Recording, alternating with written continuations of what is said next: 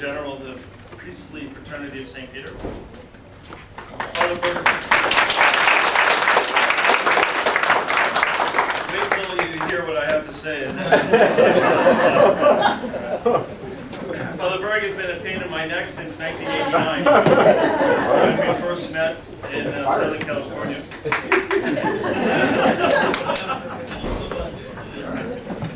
We graduated college together, and then I ended up following him into the seminary, although because he was there, it was my last choice, but no one else would accept me. So Father Berg was ordained for the priestly fraternity of St. Peter in 1997, and he studied partly in Pennsylvania, partly in Germany, and partly in Rome. He has a degree in dogmatic theology, and he was elected Superior General in 2006. I voted for someone else.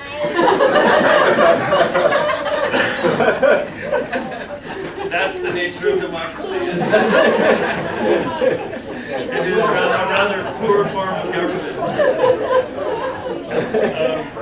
We've been very happy to have him as our Superior General. He's very good, and he's going to give you a talk tonight, and it's my pleasure to welcome him all the way from St. Paul, Minnesota, Father John Berg.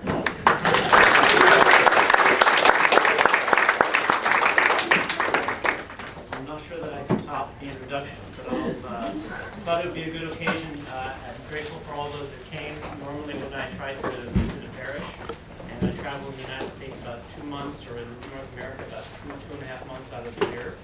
And most of my time actually is spent traveling, about half the time during the year, or 2/3 of the time. The Superior General is typically traveling to visit bishops, to visit apostles, to visit priests, and everything else.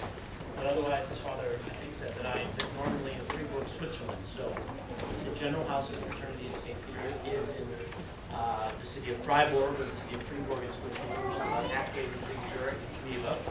But my main task is to go out and to visit and to try and convince bishops to accept the Fraternity of St. Peter in, to check on how things are going, to make sure that the priests are doing well, to get as much information from the faithful as to how the priests are doing. And also to, in a certain way, to present the Fraternity of St. Peter. So it's a particular occasion. The Fraternity of St. Peter has never known a situation like here at St. Joseph's. And what I mean by that is that a place that was already erected as a parish, as a traditional parish, or a parish with the extraordinary form, that had already existed prior to the Fraternity of St. Peter being the founding priests who were there at the time when it was founded. So I thought it was in particular a good occasion to come and to speak about what in the world is the Fraternity of St. Peter. I'm sure you've already gotten some idea. I know that Father Flood has come. I know that the two priests who are here have spoken to you about the fraternity, and you've probably got an idea to a certain degree just by experience as to how the Fraternity of St. Peter works or does things in certain places. But I think that giving a bit of the background and giving a bit of what the fraternity is about, what our contribution is really to the life of the church, is an important element, I think, also for you to see which ways that you can profit, I hope, by the work of our priests and the type of character or atmosphere that we'd like to develop within the parish, and things that we hope to be able to do both for the souls that we have care of and also for the sake of the church in general. So probably many of you are aware that the fraternity was founded in 1988, and the fraternity was founded in a moment of crisis, unlike probably any other order in the church. The Fraternity of St. Peter was the most rapidly erected institute in the history of the church as far as receiving pontifical right. They received it within a week of being conceived and born from the church being founded. And this was, of course, because of the consecrations that were done by Archbishop Lev in 1988, contrary to the wishes of the Holy Father.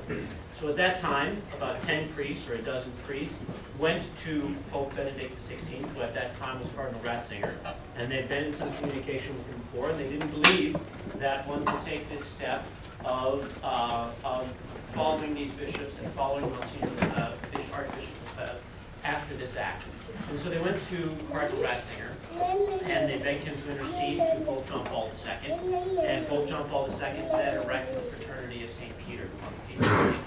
Luke. So since that time, we've been a very international order in the way that we were born. We have priests that were from the very beginning from Switzerland, from France, from Germany, shortly after from the United States, And so we have a very international character right from the very beginning, right from our inception. But the other characteristics which are really there from the fraternity come from the way in which it came about.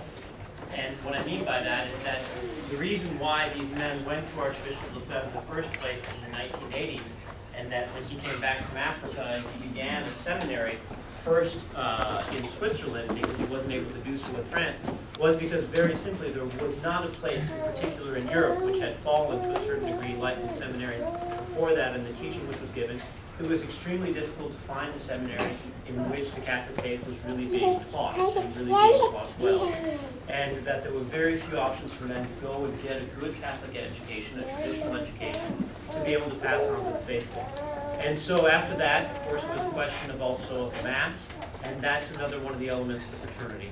So typically when we talk about our fraternity, the Fraternity of St. Peter, we usually say that there are really three main pillars, or three main elements or characteristics that mark what we are. Now, these three elements are not something that are exclusive to the Fraternity of St. Peter, just like other orders have different things that kind of define them. So when we think of Franciscans, we often think of poverty. When we think of Dominicans, we think of intellectuals and the intellectual life of our Lord. When we think of Jesuits, we think of obedience, at least at one time. And we think of fidelity to the Holy Father. So all of these different orders have a particular characteristic, which are not something that they have exclusively, but something that they highlight within the lives that they live as priests. And they bring out different elements or different virtues and different goods. And so for the fraternity, we really say that it's based upon three things. One is upon education, and really upon basis upon studying St. Thomas Aquinas and transmitting the faith according to that perennial teaching of the Church. The second element which is there is the Divine Liturgy that we celebrate, that we have the opportunity to celebrate the liturgy according to the books of 1962, or the extraordinary form, or the Latin Mass, or the traditional Mass, or whichever name you want to call it by. And the third element is that we have a particular devotion to St. Peter and to the successor of St. Peter. So I think that there's a particular attachment to the Holy See and to the Church because of the name which we were given, that of St. Peter. So I'd just like to, this evening, touch a little bit on those three different elements which are there. And then if you have questions at the end about statistics or other things, I can certainly provide those and give you a better idea of how the fraternity works on an international level and where we're present and everything else. But the first of those elements is education. So as I was saying, the first men who came to really be forming the seminary were looking primarily for education. They were looking for the fundamentals of the Catholic faith being taught in an unadulterated manner according to the full magisterium and full teaching history and tradition of the Church. And especially looking for the teaching according to St. Thomas Aquinas, who has been set up as really being the theologian for seminarians to study and for priests, the theologian really of the Church. And so it's important for us, even in the parish work that we do, and the work that our priests do, is to be able to really pass on the faith to the next generation. And that passing on is something that we think is much more vital in the way that we form our priests, and that they can in turn form their faithful, is something even more essential today than it was, say, 50 years ago or 100 years ago. The reason for that is because we live in a much more secular society than we ever lived in before. And because that society is so secular, the more and more that society moves away from the natural law and begins to hold on to things which are untrue even in accord with the natural law, even outside of supernatural revelation, it's all the more important not only that you can say to your neighbor or to anyone that asks you a question about things that this is true, and that your response is not just simply, well, I have to believe that because I'm a Catholic and that's what the Catholic Church teaches, which is oftentimes the way that things can be presented, but that you have the capacity from what you've learned at your parish, from what you've learned from sermons that are given, from adult education, from catechism which are given to the young ones, is that you're able to really profess your faith in a way which is going to be convincing. So I often say that if you were in the 16th and 17th century, well, 16th maybe not so much, we were talking about St. Peter Canisius tonight, and there were certainly problems also in the 16th century, many problems, especially in Europe with the Reformation. But at a certain point, it would have been that if you were in a Catholic city, for example, if the bishop had said, no one's eating any meat on this Wednesday, it's going to be a day of abstinence, all the butcher shops would have been absolutely closed on that day. So there was a time in which what the bishop had to say, what the priest had to say, counted for an extraordinary amount in the world in which we live. Now you can see, through the HHS mandate or whatever else those examples might be, that when the bishops speak, they speak with a certain authority, but most of the world is not listening. that authority which the church carried within society is diminished to a large degree. And so it's all the more important that those who are Catholic have the foundation and have the formation which comes from their parish, in which they're able to convince those that they rub shoulders with on a daily basis of the truth of the Catholic faith. What I mean by that is that the doctors, the lawyers, the politicians, the economists, whoever they might be, who are going to decide policy for the country in which we live, are not first going to be converted by coming to hear a sermon by me, or by Father Greg, or by Father Nowakowski. They're going to be converted, or they're going to be convinced by the person that they talk to, the person who's next to them, the person who lives out his Catholic faith, or her Catholic faith, in a way which is really convincing, in a way that he's able to say, not only is this something which is true for me because I'm a Catholic, but this is something which is objectively true, and therefore good for you, and therefore part of a good life, and therefore not only something that will help you to be happy in the next world, but even because it's a part of the natural law, that it will make you happy in this world. So that all of those different Catholic doctrines that are sometimes almost presented as being embarrassing, that we believe this, and I'm Catholic, and this is the way it is, really, because they're what are good for men, ought to be able to be, by each and every one of us, pronounced to the person that we're speaking with, in a much more positive manner, in a way we're able to defend, and in a way that we're able to really give it forth in a way that's going to be convincing to them, not only in the lives that we lead, but in the arguments that we give them. And in the fraternity, we believe that that's really based upon a philosophy, what's called a perennial philosophy, or a philosophy for all time or all ages, which is really based upon reality and upon what the truth is about man. And that the church bases her theology upon that, and that it should be able to really be given to others. Now, most of us, I don't know, I can't speak for the other two priests, but I can tell you that for myself, I grew up going to Catholic high school, then Catholic grade school. My parents spent an immense amount of money to send me to private Catholic schools for the first 18 years, 17 years of my life, and after all, college. But when I tell this story, and my mother really hates when I tell this story, but by the time that I was done with high school, in a Catholic high school, I remember going to Holy Communion on one occasion and not knowing what I was supposed to believe, quite frankly, 17 years old. Not knowing what does even the Catholic Church teach about what I'm receiving, that this is really our Lord. And it's a shame because my parents thought that everything was being transmitted. They were putting X amount of dollars into the school every year, and they thought that the faith was being taught, and they thought my duty is being done. They're very good Catholics, my parents.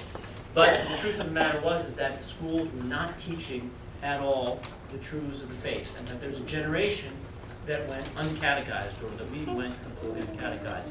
Now, maybe my parents had a good excuse, because they lived during a time when it couldn't be expected that they would know that that wasn't being done. But we don't live in that time anymore. We know that that isn't being transmitted in so many different places, and we have to be prepared to really transmit that, whether it be through schooling at home, whether it be through school, whatever it might be. That is an important element of the Fraternity of St. Peter, that element of education, and hopefully it's something which is really transmitted. The second element which is there for our fraternity is, of course, the liturgy, which is probably the one that everyone thinks of first when they think of the Fraternity of St. Peter.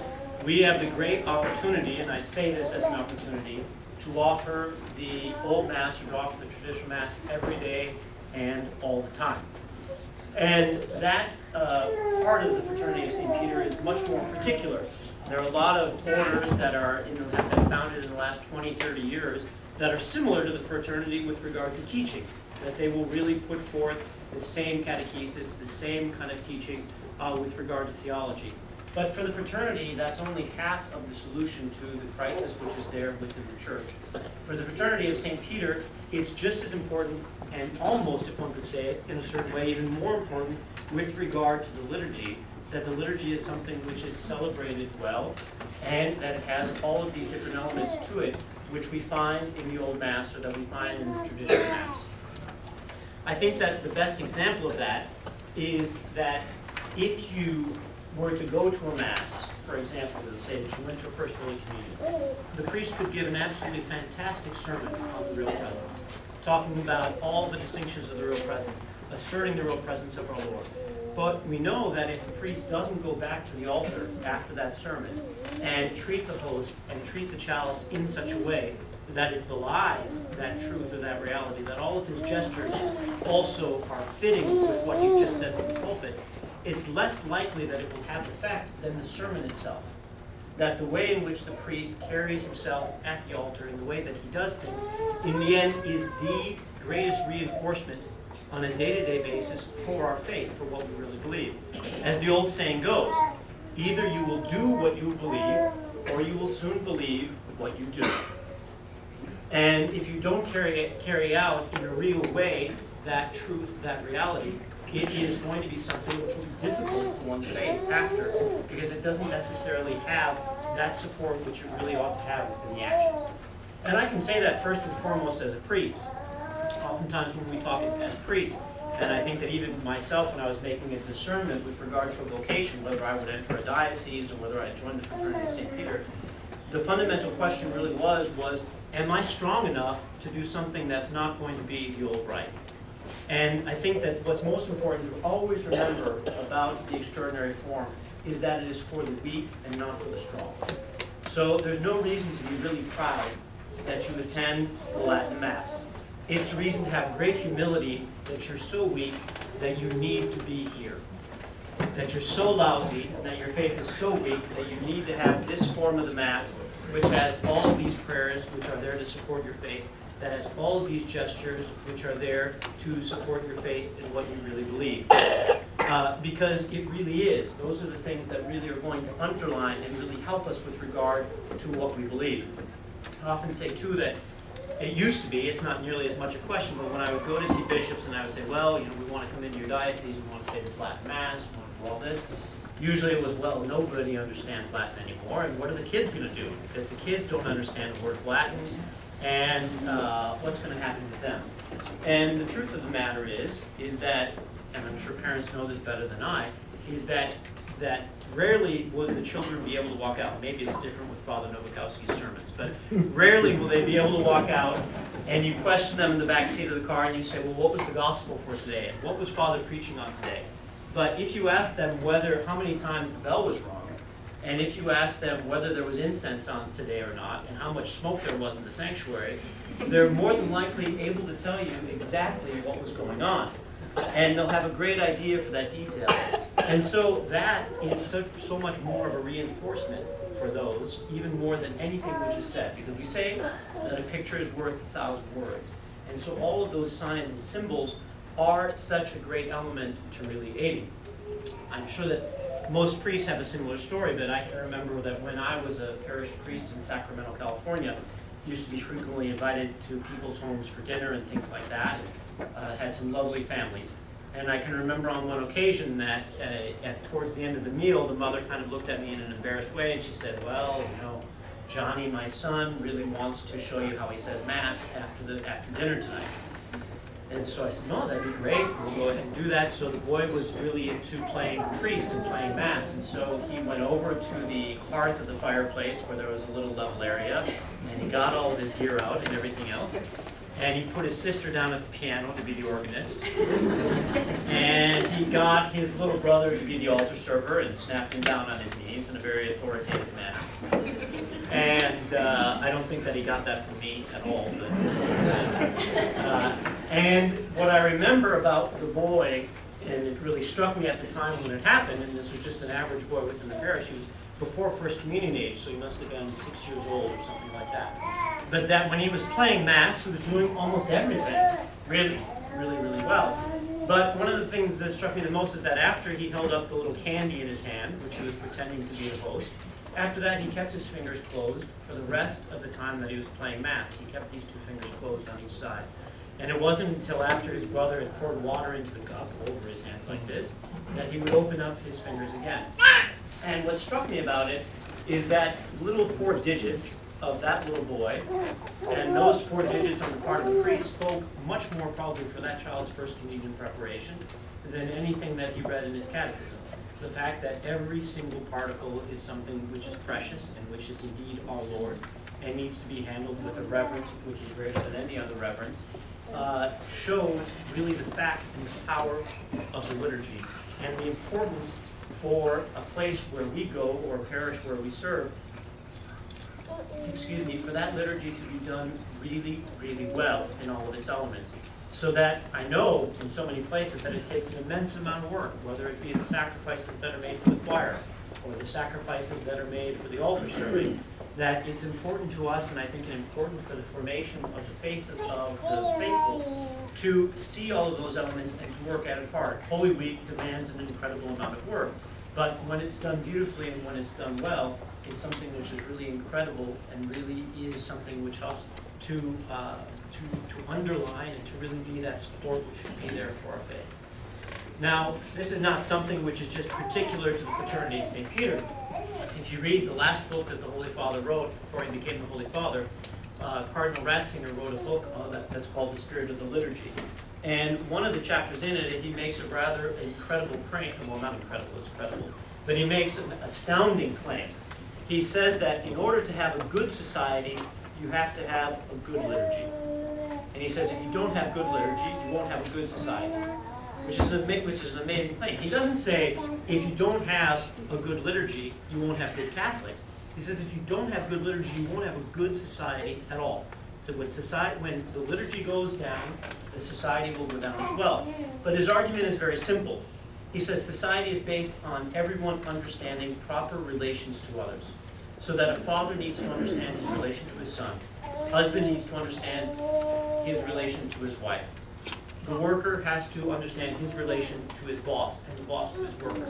All of those are particular relations. Well, what happens in the society in which we live? We've corrupted the idea of what's marriage in between a man and a woman.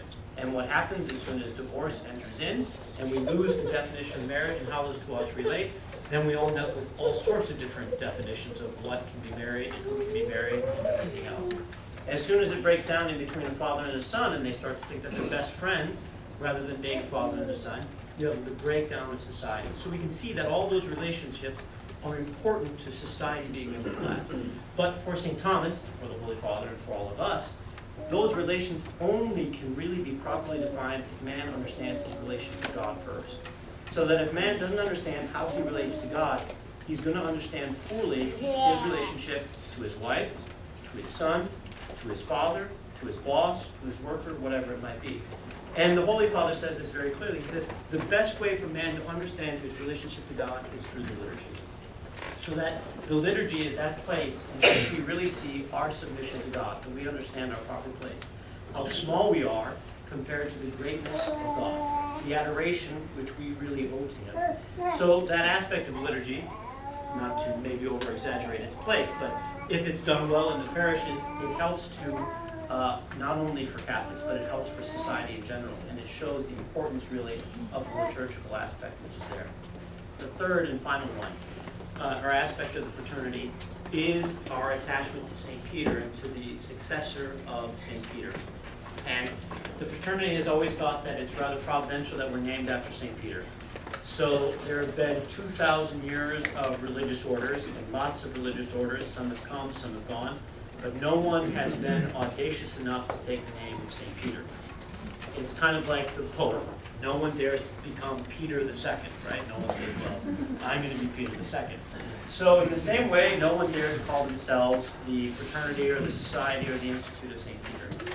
But at the suggestions of others that we were faithful to the See of Peter at this moment of crisis in 1988, that we ought to take on the name of St. Peter.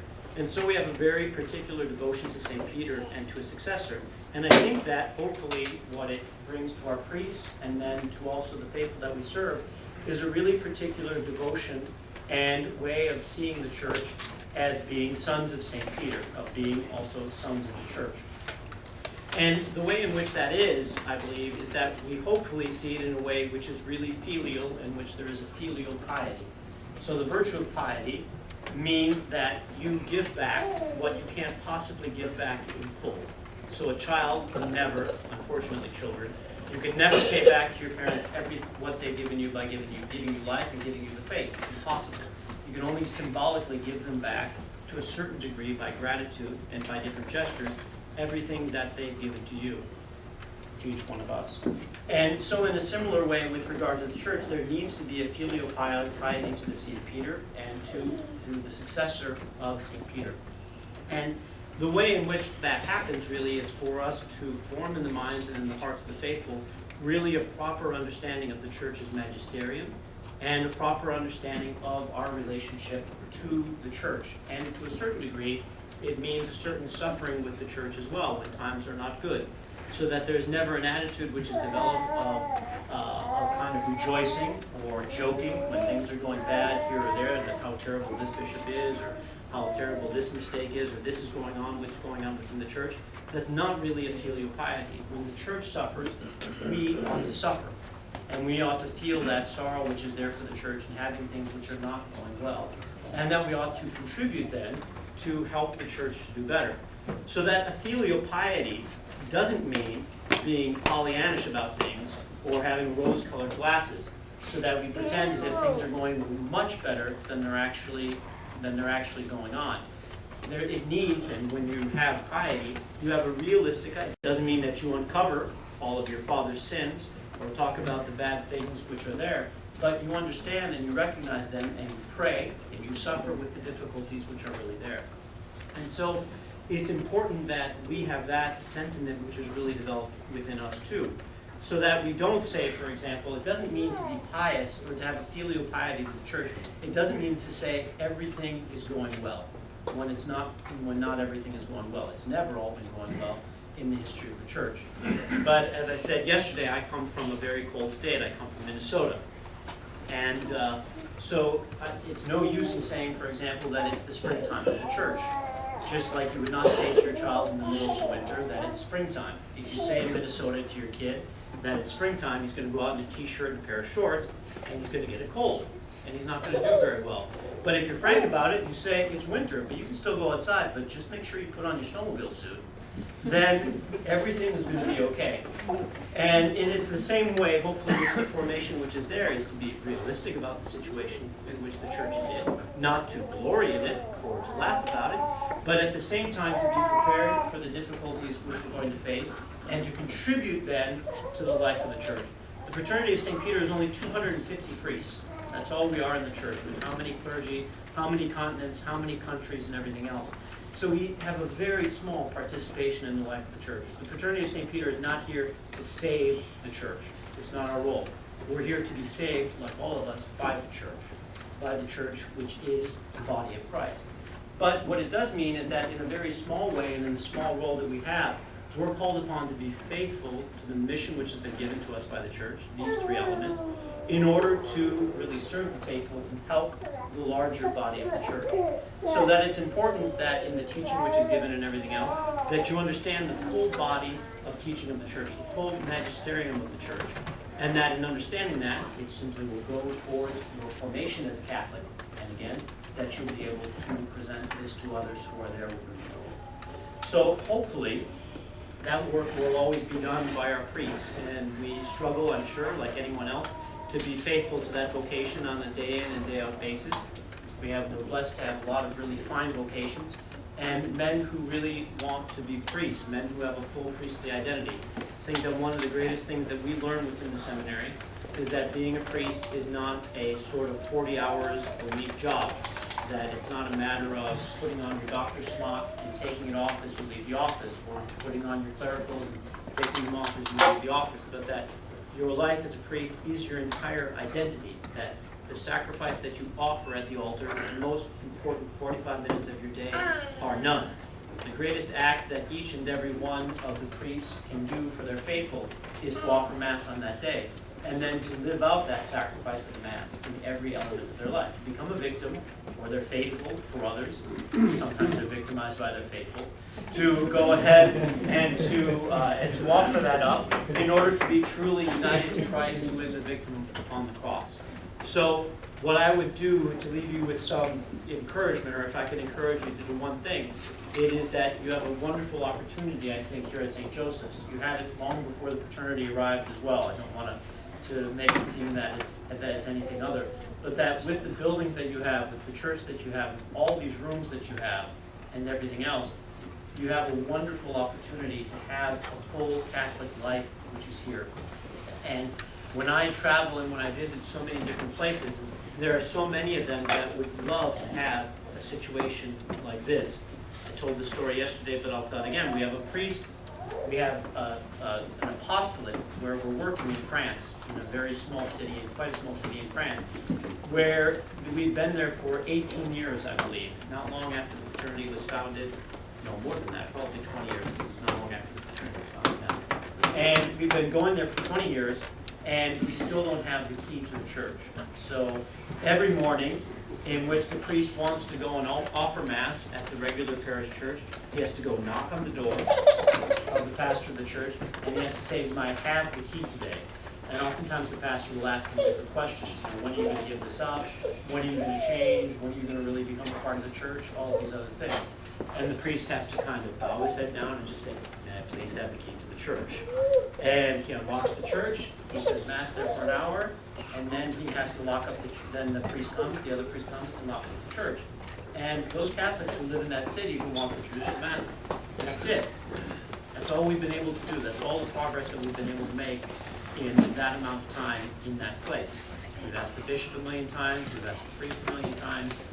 He's not going to budge. The priest is 80 years old, and he said to the priest, our priest the other day, he said, "I'm going to bury you all," is what he said. That he would live forever and be able to continue to do it.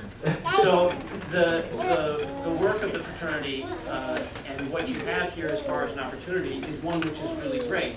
And I hope that you make good use of it. I know that many of you already make a lot of sacrifices and travel in from an extreme distance many times.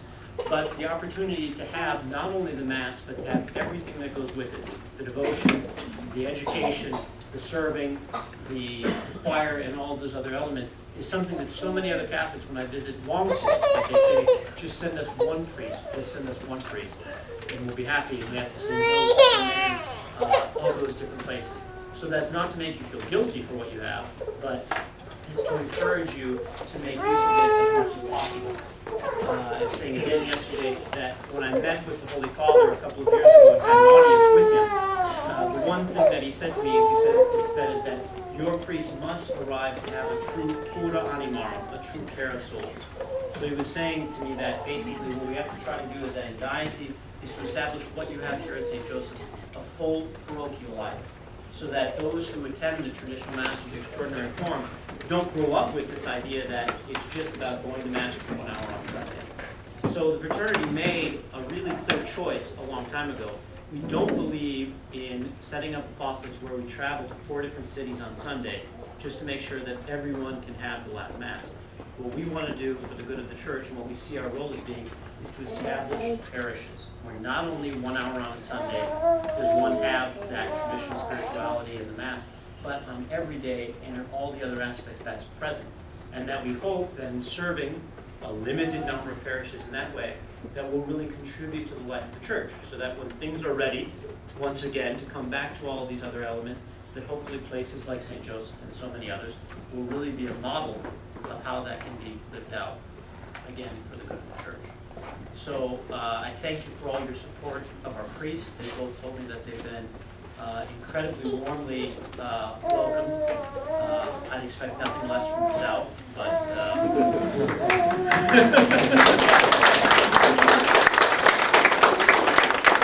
but it is reassuring in being a superior who's about 5,000 miles away to know that the priests are so well supported. And what I mean by well supported is not just that everyone cooks a lot for them, but I mean by that especially spiritually supported, and spiritually supported in 2 ways. That you pray for them so that their name comes in the rosary at the end of every day, right after Father Berg's.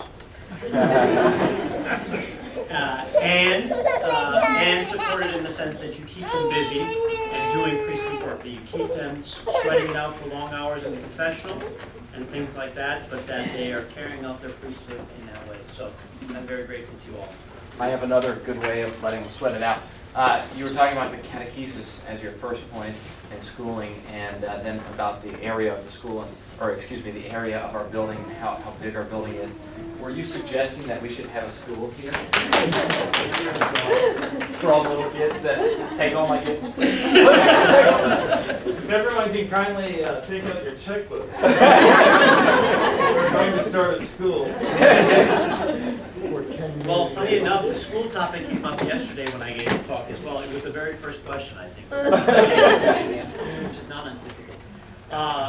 What I would say about the school is that it's very difficult. And the first thing that I would say is that everyone has to be really realistic about what a school in this kind of situation is like.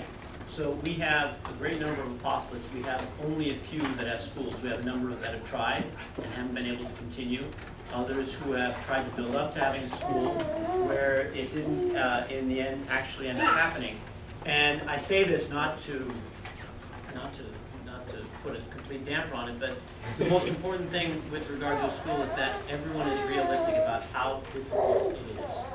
And the reasons why it's difficult is not only something which is financial, because there's just not the religious to carry out all of the teaching and everything else, but it's also because it means it's an incredible amount that needs to be put into one area. So that in the end, it's true that Catholic education and catechism is something that we have an absolute duty to do.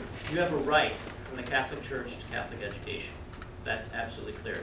After that, what's the way in which our priests can do it best for the community is different in different places. In a lot of places that ends up being something like a co-op. Simply because it's, again, I gave examples the other day.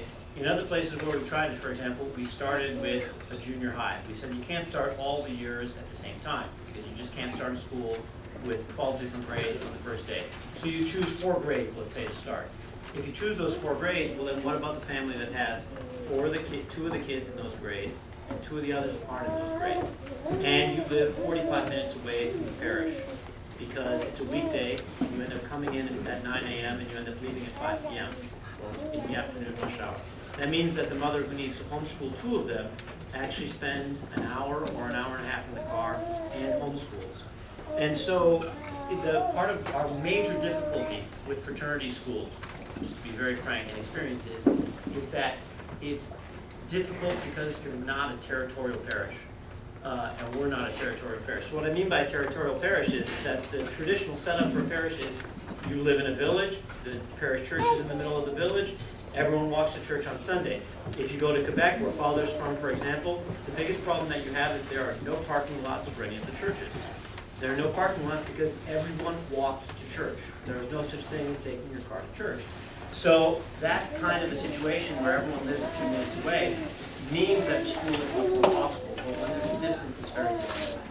And the second difficulty is that you're all here at this parish because you're mavericks, because you have definite ideas about what you want, which is fantastic. That's exactly what you should be like. But when you try to put 20 families who are all mavericks, who have all different ideas about what they expect the school to be, maybe not that radically different, but a little different. Some want it to be extremely Catholic and a little bit less than academic. Others want super academics and not as much for the ones that are a little bit slower. If you get all 20 of those families together, it's really hard to make everyone say, I'm happy with what the school is, and it doesn't totally match what my ideal idea of the school is, because each one of you have already gotten an ideal from homeschooling. So, if Father's going to start a school, I would say to him, you really should do it, it's a great thing. But I would also say, it's likely to kill you.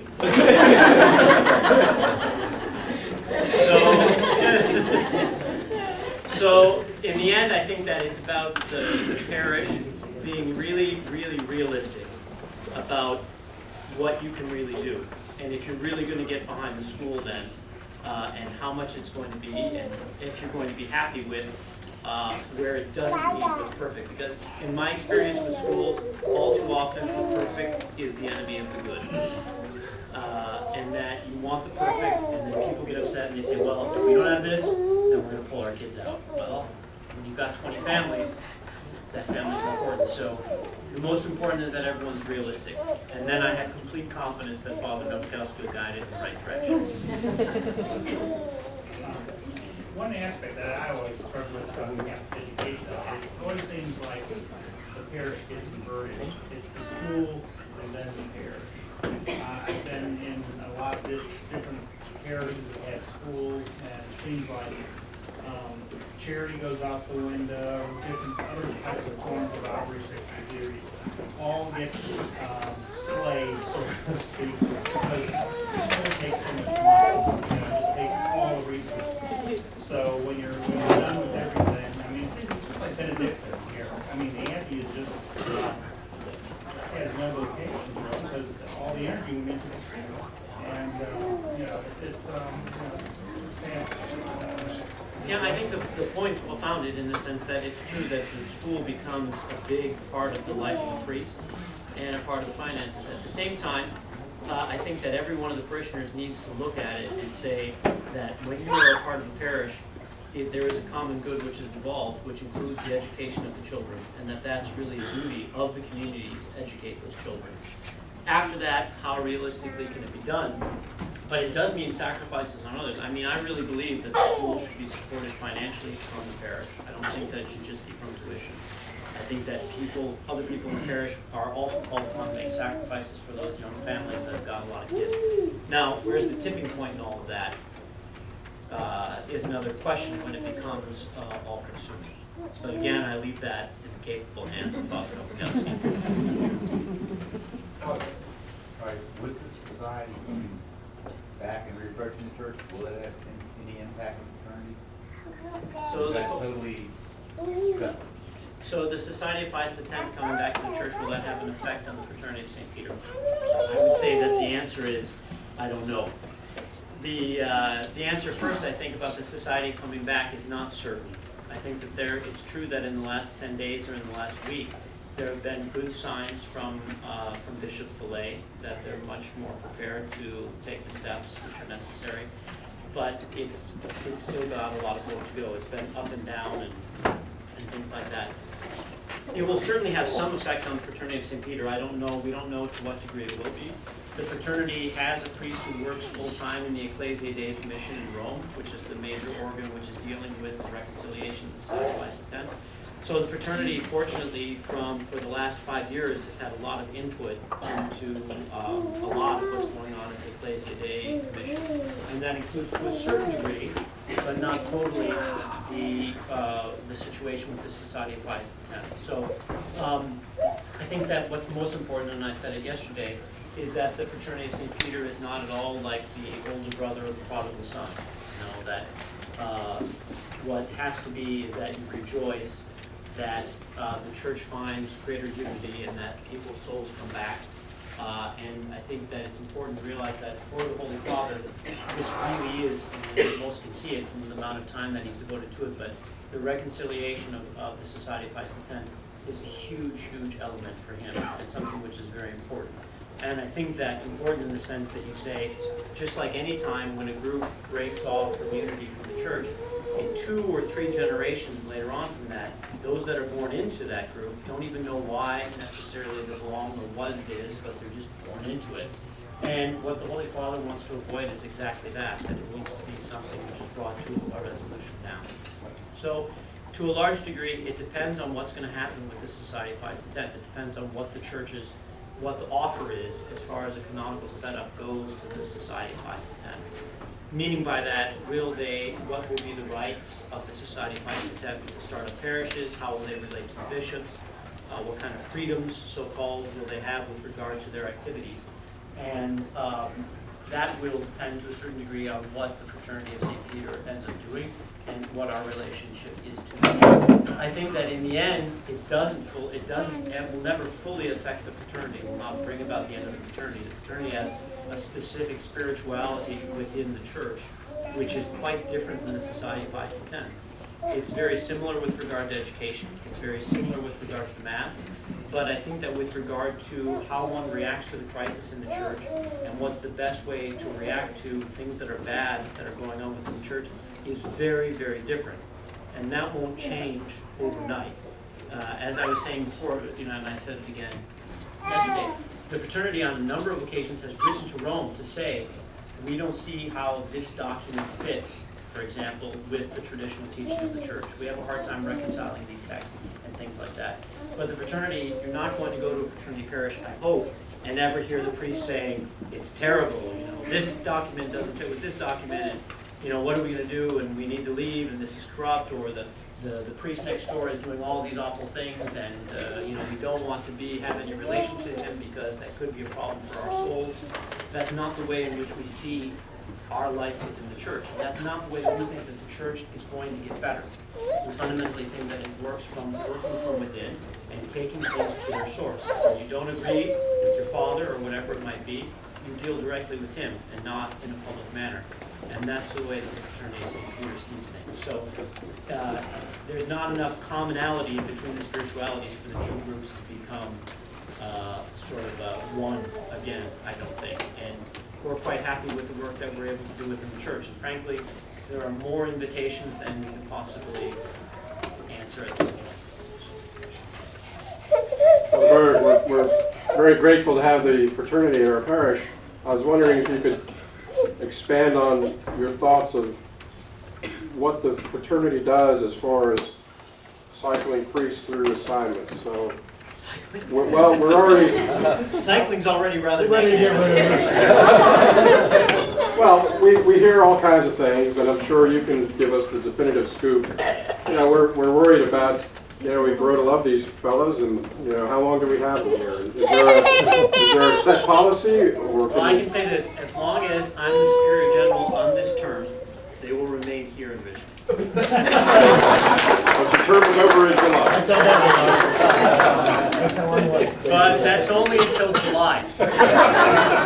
So in July, we elect new superiors. We have a general chapter, and we elect new superiors. We decide on the direction for the fraternity for the next 6 years. But I don't think that either one of these priests would change after that. The fraternity is always looking for stability in its priests in the parish. We know that that's best for the faithful. We know that that's best for the development of the parish because they can also develop good relations with the local priests. And it's just good for everyone who is involved. I would say that it's typical that the pastor stays longer than the assistant. The assistant usually doesn't stay that long because he needs to get different experiences, for example, in different places too.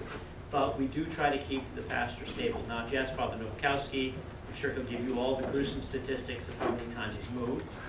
But part of those, he was an assistant, or at least he was a young priest. Not that he's not young anymore, but the difficulty is that the fraternity is on a period of expansion. We have been since we started, and so we're always looking for capable men to go. And if you do well, it's kind of like in a family. If you're the child who works hard within the family, you're bound to get more jobs given to you in the end. That's just the way that it kind of works. And so a priest who's really capable to go start and do other things, he's likely to get tagged to go and start other things as well, because it's part of the common good. But I would imagine that Father Nowakowski will be here for a good number of years. Are you re-elected? So, but I think that Father Nowakowski will be here for a while. I'd like to see that anyway. If it's up to me, he'll be here for a while. Would that be a good thing?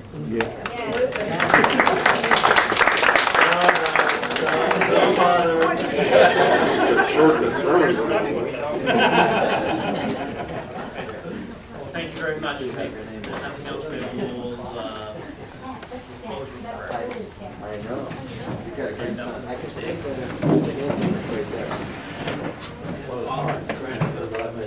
Hail Mary, full of grace, the Lord is with thee. Blessed art thou amongst women, and blessed is the fruit of thy womb, Jesus.